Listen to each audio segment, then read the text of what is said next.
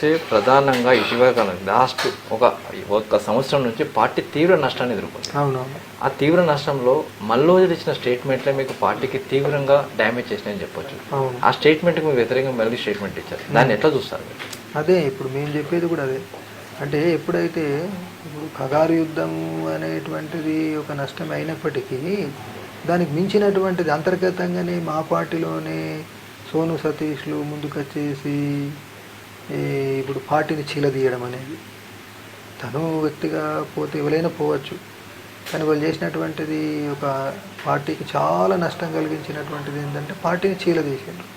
చీలదీయడమే కాకుండా వాళ్ళు శత్రువుతో చేతులు కలిపి వాళ్ళ మాటలు విని దాన్ని ఆచరించారు. మీరు తుపాకులతో సహా సరెండర్ కావాలి అనేది దాన్ని ఆచరణలో పెట్టేసి తుపాకులతో సహా సరెండర్ అయిపోయారు.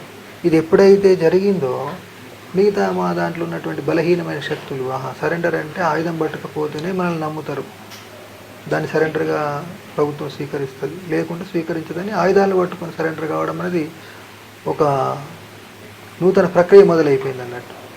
దాంతో పార్టీకి చాలా నష్టం జరిగింది. అట్లా అంటే పార్టీ నుంచి ఎందుకు బయటకు వెళ్ళింది మల్లోజులు అనే వ్యక్తి? ఎందుకు బయటకు వెళ్ళిండు అని అంటే ఇప్పుడు ఆయన సెంట్రల్ సెక్రటరీ పోస్ట్ ఇవ్వకపోవడమా, లేకుంటే ఆధిపత్య పోరా, లేకుంటే కుల కోసమా, ఏ కారణంతో బయటకు వెళ్ళాను? అది ఆధిపత్య పోరు కాదు, కుల సమస్య కాదు. ఆయన ఎప్పుడైతే కగారు యుద్ధం మొదలైందో ఆయనలో ప్రాణభయం వచ్చేసింది. అంటే ఆయనకు విశ్వాసం కూడా కోల్పోయిండు. ఆయన విశ్వాసం కోల్పోయి మా పార్టీ సెక్రటరీ మొదటిని ప్రతిపాదన చేసిండు. మా పార్టీ సెక్రటరీ చనిపోవడానికి ముందే, అమరుడు కావడానికి ముందే ఇక ఇప్పుడు ఈ కగారు యుద్ధము తీవ్రతరమై కొనసాగుతుంది, ఇంకా రేపు ఇంకా తీవ్రతరం అవుతుంది. ఈ స్థితిలో మనం నిలబడడం కష్టం, సరెండర్ అయిదాం అని మా బయ్యారు ఉన్నప్పుడే ప్రతిపాదన పెట్టింది. అంటే దీని ద్వారానే అర్థమవుతుంది కదా. సీసీలో చర్చ జరగలేదా ఆయుధాలు పెడతామని చెప్పి? సీసీలో మేము ఆగస్టులో కూర్చున్నప్పుడు చర్చ జరగలేదు. అది ఆయన ఏంటంటే జరిగిందని చెప్తున్నాడు, ఆయన అది వక్రీకరించడం, అవాస్తవాన్ని చెప్పడం, అది అవాస్తవం.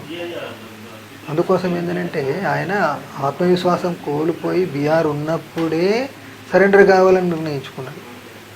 కాబట్టి దీన్ని వెన్నంటే ఏం స్పష్టమవుతుంది? ఆధిపత్య పోరు కాదు, కుల సమస్య కాదు అనేటువంటిది స్పష్టం కదా. తను కాన్ఫిడెన్స్ కోల్పోయి శత్రువుతో చేతులు కలిపి పార్టీని చీలదీసి ఆయుధాలు అప్పగించి సరెండర్ చేయడం అనేటువంటిది పార్టీకి, విప్లవోద్యమానికి తీవ్రమైన నష్టం కలిగించే చర్య. అందుకోసం మేము వ్యతిరేకించాం. పార్టీ సెక్రటరీ ఎన్కౌంటర్ చనిపోయాడు, మీరు శత్రువుతో మలదులో చేతులు కలపన్నాడు, అదే కోవర్ట్ ఆపరేషన్ అనుకోవచ్చా? అంటే పార్టీ లోపల ఉండి శత్రువుతో సహకరించడం అంటే అది ఎవరైనా కానీ కోవర్ట్ ఆపరేషన్, అంటే కోవర్ట్ అని అంటారు కదా, మేము కూడా అది అనుకుంటున్నాం. సెక్రటరీ చనిపోవడానికి కారణం మల్లోజులే అని చెప్పి అంటే అట్లా ఇప్పుడు అంటే మల్లోజులు వేణుగోపాలే మా కార్యదర్శికి సంబంధించినటువంటి అనుపానులు చెప్పిందని మేము అట్లా అనుకోవడం లేదు. అయితే ఇప్పుడు దానికి బీఆర్ఈ అనుకోవడానికి అందులో ఉన్నటువంటి 7వ కంపెనీలైన రక్షణగా ఉన్నటువంటి 7వ కంపెనీలో ఉన్నటువంటి కొంతమంది వెళ్ళి సరెండర్ అయ్యి ఆయన ఆచూకీ చెప్పడంతో, వాళ్ళే గైడ్స్గా ఉండడంతో ఆ ఘటన జరిగింది. అట్లా అయితే ఇప్పుడు నిర్దిష్టంగా ఈయన ఇచ్చిన సమాచారం ఆధారంగా జరిగింది అని మేము ఎప్పుడు కూడా చెప్పలే. ఈ అర్థంలో కోవటం లేదు. బీఆర్ను చంపించడానికి ఈయన సమాచారం ఇచ్చిందని గతంలో లేదు, ఇప్పుడు కూడా అనడం లేదు. ఏ అర్థంలో అంటున్నాము? శత్రువుతోటి మిలాఖతై పార్టీని చీలదీసిండు కాబట్టి కోవట్టు, శత్రువుతో చేతులు కలిపి ఆయుధాలు అప్పచెప్పిండు కాబట్టి కోవటని ఈ అర్థంలో అంటున్నాం. కానీ ఈయన మా ప్రధాన కార్యదర్శి యొక్క ఆచూకీ గురించి చెప్పిండని ఎప్పుడు అనడం లేదు. ఇప్పుడు లాస్ట్గా గణపతిని మీరు ఎప్పుడు కలవడం జరిగింది? అతను ఎప్పుడు బయటకు వెళ్ళిపోవడం జరిగింది? అతని ఆరోగ్య పరిస్థితి ఎలా ఉంది? అంటే ఇప్పుడు ఆయన బయట ఉన్నాడా లోపల ఉన్నాడా అనేటువంటిది మాకు తెలియని విషయం. ఎందుకంటే మేమే అనుకున్నది, ఇప్పుడు 24 ఆగస్టులో పీబీ సమావేశం జరిగినప్పుడు మేమే అనుకున్నది ఆయన మరికొంతమందికి సంబంధించినటువంటి రక్షణ చర్యలు చేపట్టాలి. ఆ రక్షణ చర్యలు చేపట్టాలన్నప్పుడు అది అత్యంత రహస్యమైంది కాబట్టి అది కేవలము సంబంధిత వ్యక్తులు ప్రధాన కార్యదర్శి మేరకే పరిమితం చేసుకోవాలి అని మేము ఉమ్మడిగా తీసుకున్న నిర్ణయం. కాబట్టి దానికి కట్టుబడి ఉన్నప్పుడు ఎక్కడున్నారు అనేది తెలియకూడదు అనుకున్న విషయం కదా. కాబట్టి అది ఎవరికి తెలియదు, నాకు తెలియదు, సోనుకు తెలియదు, ఎవరికి తెలియకూడదు అనుకున్నాం కదా. అట్లా మల్లోజులో లొంగిపోయిన తర్వాత పార్టీకి అకావికలమైన తర్వాత పార్టీ మొత్తం మీ కష్టంలోకి వచ్చిన తర్వాత పార్టీని సంబంధించి ఈ కగారుకు వ్యతిరేకంగా ఏ విధంగా పోరాటం చేద్దాం, ఏ విధంగా ముందుకు వెళ్దాం అనుకున్నాం. అదే దాని గురించి చాలానే రాజకీయ కార్యక్రమం ఇతరత్ర ఎత్తుగడలు చేపట్టడం జరిగింది.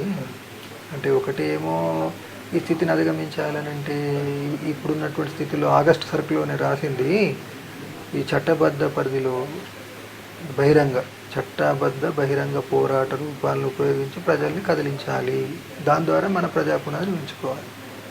అది రాజకీయంగా. సైనిక విషయాలకు వస్తే ఇప్పుడు దండకారణ్యంలో దాదాపు 2,20,000 మంది పోలీసు, పారామిలిటరీ, కమాండో బలగాలు, సైనిక బలగాలు మోహరించబడ్డ స్థితిలో మనం గతంలాగా పనిచేయకూడదు. చిన్న టీములుగా, సివిల్ టీములుగా మారిపోయి వికేంద్రీకరించబడి చాలా విశాలమైన ప్రాంతాల్లో పనిచేయాలి అని అనుకున్నాం. దానికి ముందు రిట్రీట్ అనుకున్నాం, కానీ రిట్రీట్కు మా బలగాలు సిద్ధపడలేము. ఆ స్థితిలో మళ్ళీ ఆలోచించి రిట్రీట్కు సంసిద్ధత లేని స్థితిలో ఇట్లా చిన్న టీములుగా విడిపోయి పనిచేయాలనుకున్నాం, కానీ అది సరిగా ఆచరించలేకపోయినాం. అట్లా కొన్ని నిర్ణయాలు తీసుకున్నాము. ఆ నిర్ణయాలను అమలు చేసే క్రమంలో కొన్ని అమలు చేయడంలో ఉన్నటువంటి పొరపాట్ల మూలంగా, అమలు చేయడానికి సంసిద్ధత లేని ఫలితంగా పిచ్చుక మీద బ్రహ్మాస్త్రం లాగా అన్నట్టు ఒక పార్టీ కార్యకర్త ఒక ప్రజా గెరిల్లా వెనుక 100 నుండి 200 మందిని మోహరించి యుద్ధం చేస్తున్నారు కదా. అట్లా దాని ఫలితంగా నష్టాలు